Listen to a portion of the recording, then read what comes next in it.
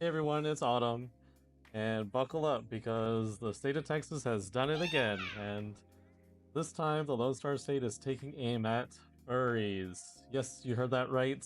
There's a new bill making rounds that's got not only the furry fandom talking, but honestly a lot of other people talking, including myself. So what's the deal with this so-called furries bill? Let's talk about it, actually. Hey, Patrick, what am I now? Stupid? No, I'm Texas! What's the difference? Now, first off, let's clear something up. The bill isn't actually called the Furries Bill. That's what a lot of people are calling it online. It's actually called the Forbidding Unlawful Representation of Role-Playing in Education Bill. What it really does is focus on restricting certain activities in schools, and some lawmakers are pushing the narrative that schools are accommodating these students who identify as animals. Yes, it's that relatively new internet myth that's made its way now to the Texas state capitol. Now let's get one thing straight. Being a furry is not the same as identifying as an animal. It's a hobby, it's a fandom, and it's a creative expression, right? Most furries are just artists, role players, fans of anthropomorphic art, content creators, or just normal people that enjoy anthropomorphic characters. And guess what? The vast majority of them don't even wear their fursuits to school. So who exactly is this bill trying to target? The law defines non-human behavior as any type of behavior or accessory displayed by a student in a school district, or other behaviors or accessories typically displayed by a member of the Homo sapiens species, human, with provided examples being. And these examples are honestly a little crazy, a little funny to read, but let's go down this list.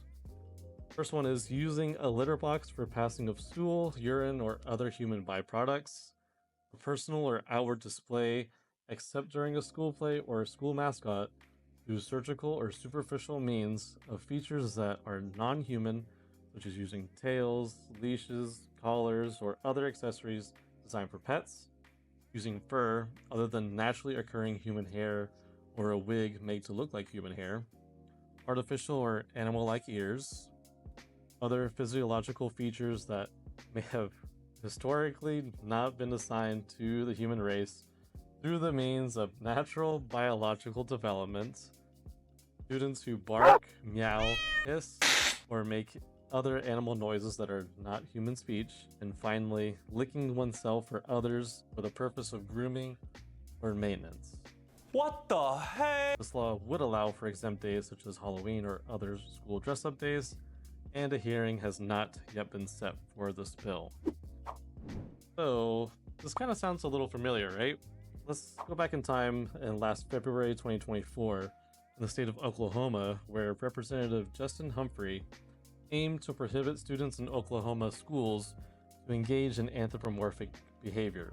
Have you heard of the term furries? Well, they're people who act as animals with human characteristics, and an Oklahoma lawmaker claims they're causing problems in Oklahoma schools. And the representative wants the bill, whether it passes or fails, to bring attention to the topic of furries. Now, we asked Humphrey for details on a specific case he mentioned. He told us one involved a family friend. He would not give a specific school district, but mentioned a case being reported in Pontotoc County. The bill also included parents or guardians would be required to pick up these students from school, and if they're unavailable, animal control services would be contacted for removal. It was obviously changed later on to involve mental health professionals, but obviously it got a lot of attention on the internet. This was really the bill that brought forth that whole litter box myth in schools, which was making its rounds in conservative media. My friend, his wife, is a school teacher, and she works at a school that had to install a litter box in the girls' room because there is a girl who's a furry. 15 days later, he acknowledged he shouldn't have said it. The kitty litter boxes is a weird one. It is weird. It's it's more like an urban legend. I fed into that. I don't think they actually did it. It doesn't seem that there's any proof that they put a litter box in there. And was repeatedly fact-checked and proven false.